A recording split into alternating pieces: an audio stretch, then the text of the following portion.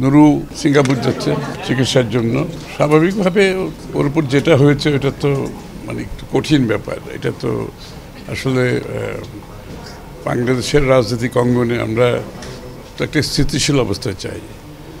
এই ধরনের ঘটনাবলীর মাধ্যমে দেশের মানুষ তো একটা স্থিতিশীল স্টেবিলিটি চায়। এখন বাংলাদেশটাকে তারা আস্তে ধীরে একটা গণতান্ত্রিক অর্ডারে ফিরিয়ে নিয়ে একটা স্থিতিশীল অবস্থার মাধ্যমে সকলের জীবন যাতে নিরাপদ থাকে, তো সেটা তো স্বাভাবিকভাবে রোজ যেটা বললো যে আমরা যত তাড়াতাড়ি নির্বাচনের মাধ্যমে দেশে একটা গণতান্ত্রিক দেশ পাবো, এই সরকারের একটা জনগণের সমর্থন থাকবে, যারা রাজনৈতিকভাবে শক্তিশালী থাকবে, সরকারের শক্তি যোগান তো জনগণের।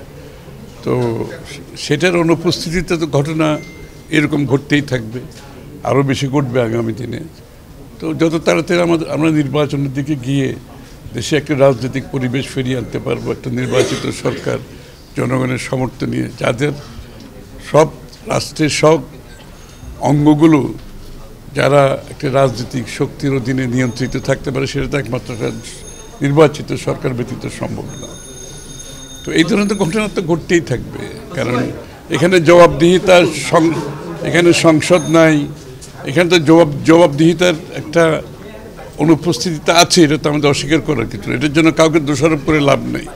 যেহেতু একটা নির্বাচিত সরকার না থাকলে যে জবাবদিহিতা, দায়বদ্ধতার, এগুলো তো একটা অনুপস্থিতি থাকারই কথা, সুতরাং সেটা আছে।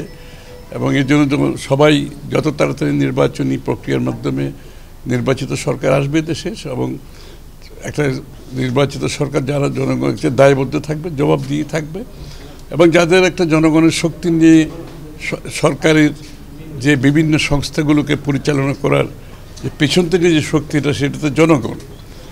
সেটার জন্য সবাই অপেক্ষা করছে। এবং নুরু বলল, সে বলল যে যত তাড়াতাড়ি আমরা যদি নির্বাচনটা করতে পারি, অন্তত এখান থেকে বেরিয়ে আসতে পারবো। এখন তো দেশ নির্বাচনের দিকে যাচ্ছে, এবং এটার জন্য তো আমরা গত 15-16 বছর এত ত্যাগ স্বীকার করেছে সবাই মিলে।